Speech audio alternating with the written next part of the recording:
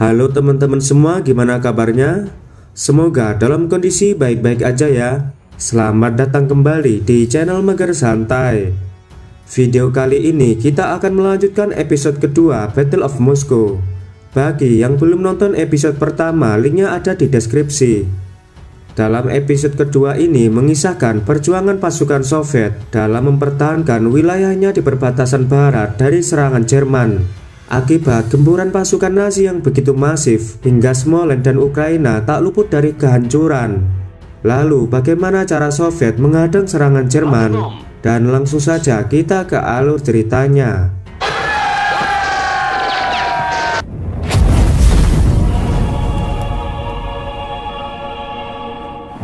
Episode kedua ini dibuka pada tanggal 26 Juni 1941. Tentara Merah berjuang mati-matian mempertahankan benteng Brest dari gempuran pasukan Nazi yang seakan tak ada habisnya. Kini mereka hanya bisa bertahan dengan persediaan senjata dan amunisi yang terbatas.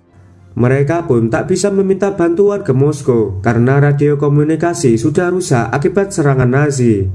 Di tengah kondisi Tentara Merah yang semakin mengenaskan, mereka mengubah strategi menjadi perang gerilya.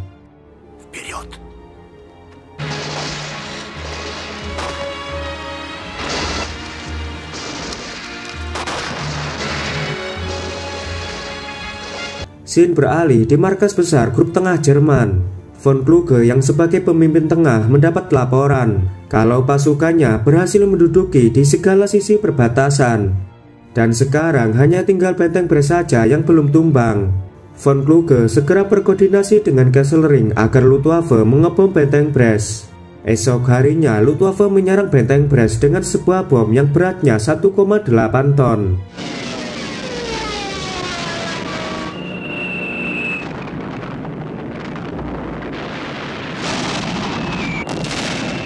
Benteng Brest yang dipertahankan pasukan Soviet akhirnya bisa dihancurkan oleh Jerman.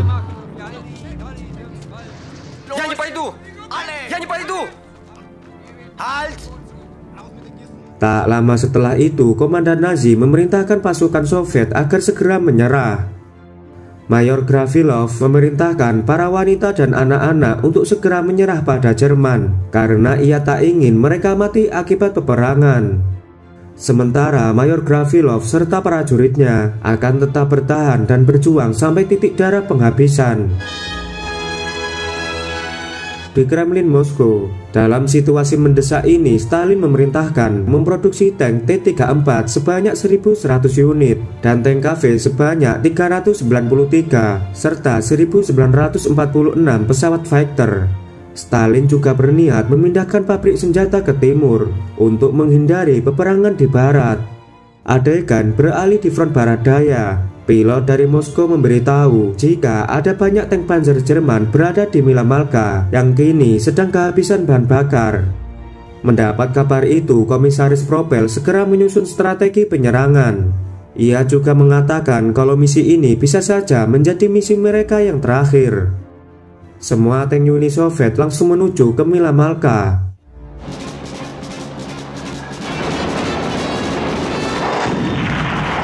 Sesampainya di sana, mereka mendapati tank musuh sedang diparkir karena kehabisan bahan bakar.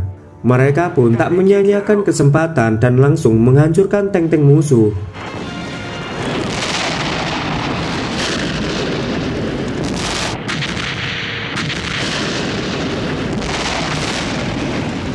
Namun tiba-tiba Luftwaffe datang memberi serangan balasan. Semua tank Soviet segera mundur untuk menghindari serangan udara.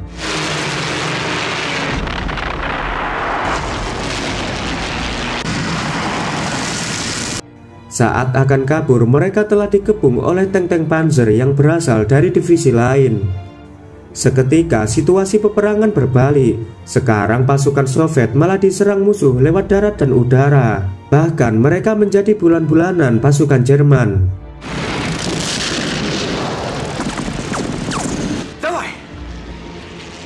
Beberapa saat kemudian, Tentara Merah yang tersisa berhasil dievakuasi. Walau menderita kekalahan, pasukan Soviet belum mau menyerah. Lalu Komisaris Propel menjelaskan kalau kekalahan ini disebabkan kurangnya ketelitian dalam strategi perang.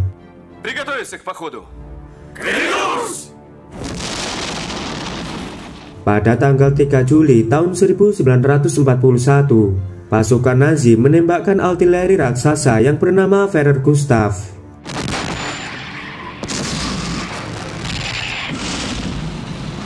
Setelah itu, tentara Nazi mengepung di segala sisi dalam usaha mereka menaklukkan benteng Brest. Mayor Gravilov yang sudah sangat terdesak akhirnya memilih bersembunyi dalam tumpukan pasir.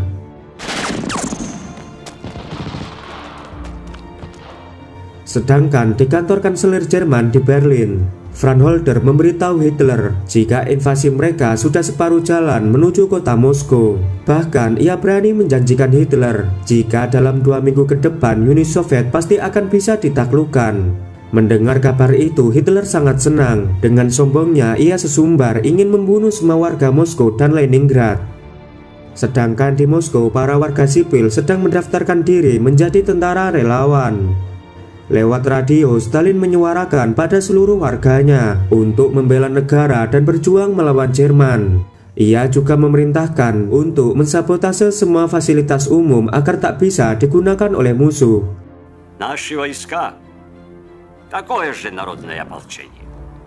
Создавать диверсионные взрывы мостов, дорог для борьбы с частями вражеских. Sedangkan di kota Mogilev, pasukan Soviet telah bersiap-siap menahan kedatangan pasukan Jerman. Di bawah pimpinan Romanov, pasukan Soviet berhasil mengalahkan musuh dalam waktu 23 hari.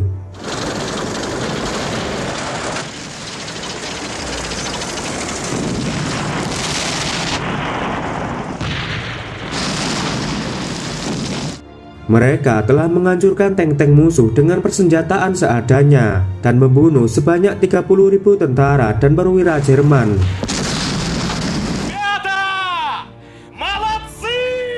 Di tanggal 30 Juli terjadi pertempuran di Sungai Dnieper.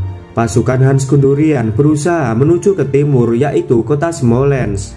Jika kota Smolensk berhasil dikuasai, maka jalan menuju Moskow tentu akan menjadi lebih mudah.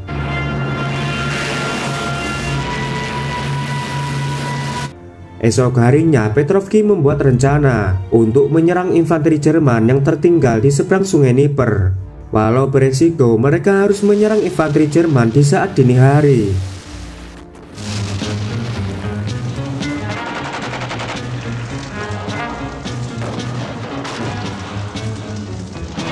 Di markas grup tengah pasukan Jerman, Feder von Bock segera meminta bantuan dari grup utara agar dikirim pasukan tambahan. Dan permintaannya langsung disetujui oleh Hitler.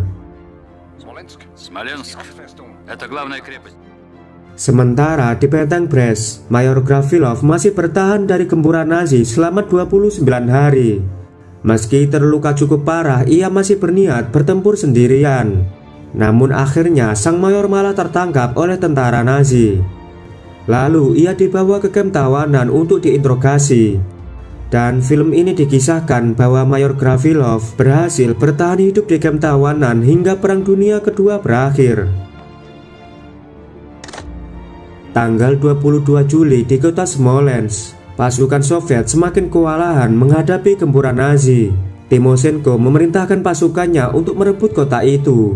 Meski kalah jumlah pasukan dan persenjataan, tentara merah tetap nekat untuk bertempur.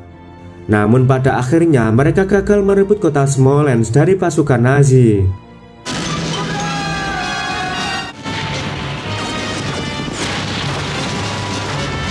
Mendengar kabar itu, Stalin langsung marah dan mencopot Timoshenko dari jabatannya. Stalin langsung menunjuk Zhukov sebagai penggantinya. Tapi Zhukov langsung menolak karena menurutnya mengganti pimpinan pasukan di tengah situasi genting akan menjatuhkan psikologi prajurit dan merusak jalannya operasi militer. Semua pejabat yang ada di sana menyetujui pendapat Zhukov. Dengan terpaksa, Stalin mengirim Timoshenko kembali ke medan pertempuran untuk melakukan serangan balasan. Tanggal 30 Juli 1941, Georgy Zhukov kembali menemui Stalin di Kremlin. Zhukov mengungkapkan jika pertahanan Soviet masih lemah, terutama di front tengah. Jika Hitler mengetahui kondisi ini, tentu saja akan dimanfaatkan oleh Jerman. Ia menyarankan Stalin untuk mengirim pasukan ke front tengah, sedangkan mereka harus menarik mundur pasukan yang berada di front barat daya dan merelakan kota Kiev untuk direbut oleh musuh. Sebenarnya Stalin sangat keberatan dengan rencana Zhukov karena kota Kiev merupakan salah satu kota penting bagi Uni Soviet. Tapi rencana itu harus dilakukan jika Soviet ingin bertahan dalam peperangan. Ну и возьмитесь за это дело. фронтом, армией, корпусом дивизии. Pada tanggal 13 Agustus, Timoshenko sedang berbicara pada Zhukov. Timoshenko merasa kecewa dengan perkembangan perang yang tak kunjung memihak Uni Soviet, walau pasukan merah telah berjuang mati-matian bertempur di perbatasan. Ia juga meminta Zhukov agar menarik Petrovsky keluar dari bahaya, karena menurutnya Petrovsky adalah pemimpin yang tangguh dan layak untuk diselamatkan. Lalu Zhukov menyetujui permintaan Timoshenko. Хорошая мысль. Setelah membaca surat perintah dari markas, Petrovsky malah menolak perintah Timoshenko karena dia ingin tetap berjuang bersama pasukannya melawan Jerman. Petrovsky lalu menyemangati para prajuritnya. Dengan gagah berani, ia memimpin pasukannya turun ke medan perang.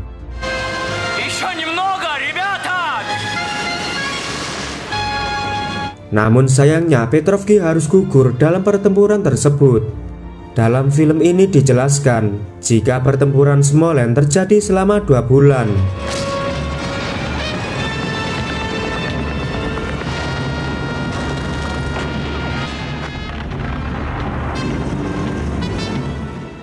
Zhukov lalu melakukan serangan balik dan mengerahkan Korps 24 yang berhasil menghantam pasukan Jerman. Dalam pertempuran ini, pasukan Jerman telah kehilangan 250.000 prajurit. Dan akhirnya kota Smolensk bisa direbut kembali oleh Soviet. 8 September 1941, Zhukov menemui Stalin untuk melaporkan keberhasilannya dalam memukul mundur pasukan Jerman. Stalin akhirnya mengakui kehebatan Zhukov dalam membaca situasi perang. Maka Stalin berniat mengirim Zhukov menuju ke Leningrad, yang saat ini kesulitan menghadapi serangan musuh. Sedangkan di front barat daya akan dipimpin oleh Timoshenko untuk mengatasi pertahanan Soviet yang masih lemah.